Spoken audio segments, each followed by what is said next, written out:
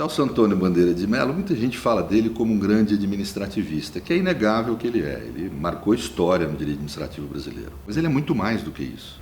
Quem lê a obra do professor Celso Antônio com acuidade, observa que ele deu grandes contribuições à teoria e à filosofia do direito, de forma van la lettre, além do seu tempo. Eu diria que, sem nenhum tipo de favor, que ele é o maior jurista brasileiro vivo que nós temos no Brasil hoje. Não tenho a menor dúvida, e um dos maiores juristas da nossa história. Ele é de uma família de juristas. O pai dele foi um grande professor da Pontifícia Universidade Católica, Oswaldo Aranha Bandeira de Mello. E o pai dele era o responsável, era o titular ou catedrático pela disciplina de Direito Público e também Direito Administrativo. E o Celso, ele começa a lecionar na universidade muito jovem.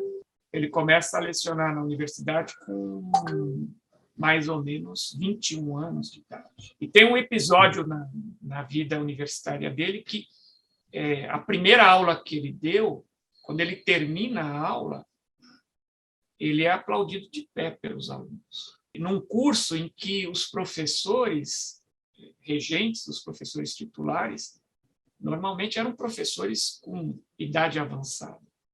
Então, ele se destacou. E ele vem para a área do pai e ele supera o pai. Ele ultrapassa o pai em termos de projeção. O Celso consegue juntar alguns elementos importantes na área da teoria geral do direito e da filosofia do direito. Ler a obra dele de direito administrativo não é somente refletir sobre o dia a dia, o cotidiano e as demandas no campo jurídico do direito, mas é também fazer uma reflexão maior, uma reflexão mais filosófica e também adentrar a teoria geral do direito. O professor Celso Antônio, como cidadão, ele nunca se escondeu na conveniência do silêncio. Ele sempre teve a coragem de dizer o que precisava ser dito, independentemente de poder ou não agradar o público-alvo dessas mensagens, né? E isso é muita coisa, sobretudo nos dias de hoje, né? Então ele é realmente uma pessoa extremamente leal, extremamente combativa, extremamente qualificada e é uma referência, como eu disse, para o direito brasileiro e para o direito mundial, né? A gente pode dizer em pouquíssimas linhas que o direito existe antes e depois de Celso Antônio Bandeira de Mello.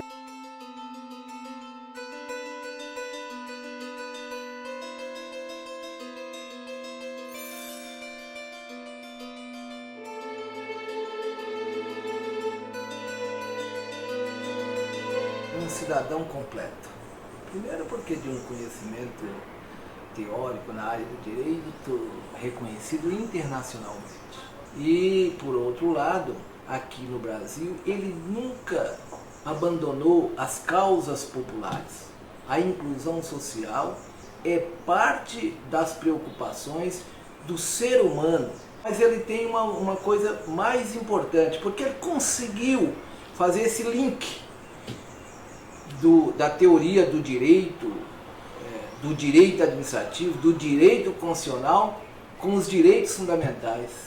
E isso é raro, porque normalmente uma pessoa com essa dimensão acaba teorizando demais e com pouca sensibilidade social. O Celso é um jurista completo, um ser humano completo, né? Não existe jurista que não saiba quem é Celso Antônio Bandeira de Mello. Ele é um porto seguro quando há dúvidas nesse país. Ele é um ser humano superior. Ele é um ser humano bem formado humanamente, bem formado intelectualmente. Um professor, foi reitor da PUC, de primeira linha. Eu convivo com professores há 60 anos, não sei quanto tempo. É difícil encontrar aqui na minha faculdade, na Faculdade de Medicina, alguém que seja páreo para ele. A gente fala profissionalmente é fácil. Humanamente, e eu vejo o professor como associação. O acadêmico, o profissional e o ser humano. Se não houver essa associação, é difícil o indivíduo se destacar. Celso Antônio formou grandes juristas, mas ele formou também gente, que eu acho que é algo extremamente relevante para a atividade docente, né? Foi o professor de todos nós, foi o o maior professor que eu tive na minha vida e certamente foi um dos melhores seres humanos que eu tive a oportunidade de conhecer.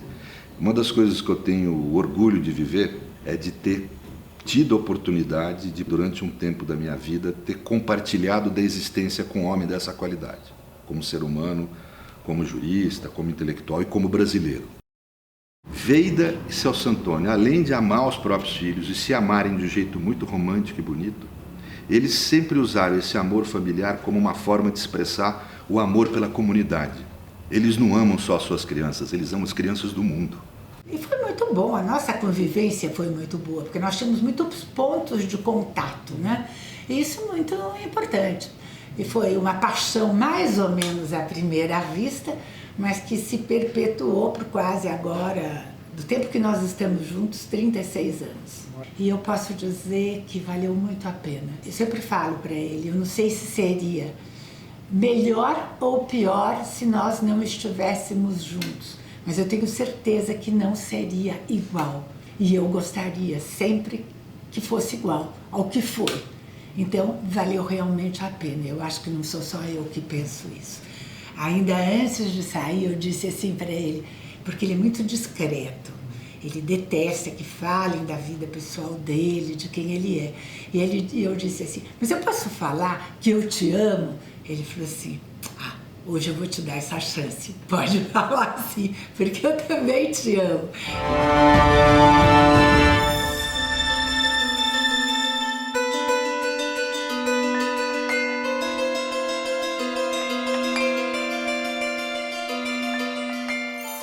Nesse momento, convidamos a senhora Veida Zancanello Bandeira de Mello, esposa do jurista Celso Antônio Bandeira de Mello, para seu pronunciamento em nome do homenageado. Eu gostaria de homenagear a todos os presentes e agradecer principalmente o presidente do Tribunal de Contas do município, o Dr. João Antônio, e a todos os conselheiros dessa Corte de Contas por terem outorgado esse colar de mérito do brigadeiro Faria Lima, o meu marido, e também dizer aos senhores que por 35 anos, eu e o meu marido sempre estivemos palestrando juntos. Eu nunca falei por ele. Eu sempre falei por mim e ele por ele. E é a primeira vez nesses 35 anos que eu estou aqui para falar por ele, para agradecer por ele. Então, vou me utilizar num pequeníssimo resumo que fiz para ser fiel ao pensamento dele e não ao meu. Eu gostaria de dizer que nesse evento, os agraciados, e acho que foi uma intuição do que seria hoje, doutor, quando eu fiz esses agradecimentos. Os agraciados com esse importante colar foram pessoas que se empenharam em lutar pela democracia e, consequentemente, pela igualdade de raça, de gênero, de liberdade de consciência e de crença e de orientação sexual, pela inclusão das pessoas menos favorecidas pela sorte, pela interpretação e aplicação correta da nossa magnífica Constituição de 88, enfim, por uma sociedade plural, livre, justa e solidária. Muito devemos ao eminentíssimo ministro Ricardo Lewandowski e ao juiz federal Silvio Luiz Ferreira da Rocha, amigo querido de tantos anos, que lutaram com destemor para que a lei brasileira fosse aplicada de forma correta, pelo uso da venda da justiça, sendo imparciais em seu julgamento. Aprendemos também com o prefeito Bruno Covas, Tomás, a lutar incansavelmente contra inimigos invisíveis, porque foi isso que o seu pai fez. E, incansavelmente, não só para o bem dele e da família dele, mas ele queria ver se concretizar a sua visão de uma sociedade melhor. Celso Antônio também lutou pelo interesse público, como também lutou pelo interesse dele. Eu sou a testemunha viva de 35 anos de luta. Na verdade, a luta pode ser civilizada. Lutamos juntos, lutamos por questões públicas e privadas, mas todas elas, essas lutas, nos fortaleceram. Lutamos por nós e lutamos por aqueles que não tinham força nem arma para lutar, pois lutamos, tal qual os demais homenageados, pela democracia.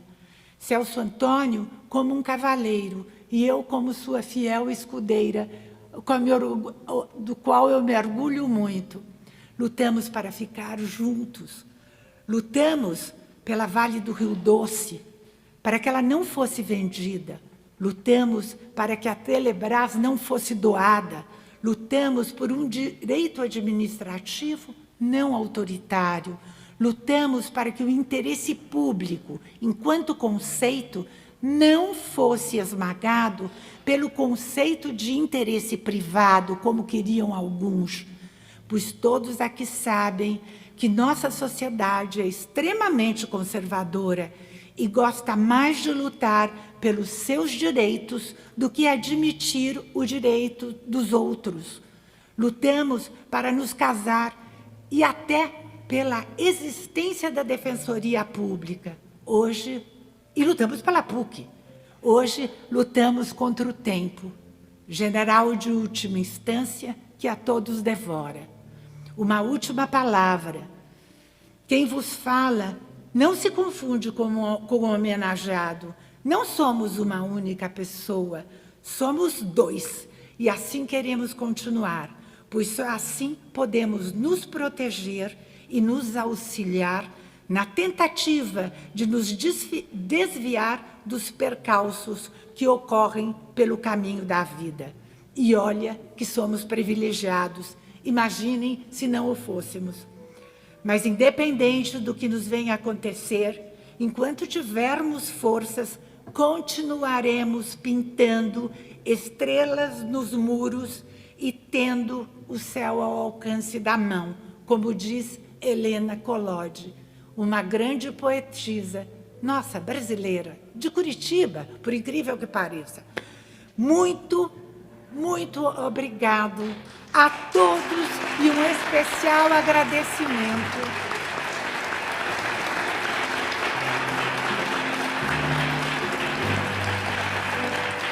Muito obrigada.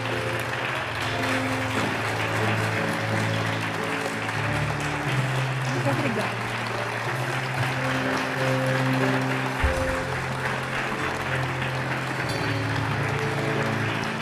Muito obrigada a todos.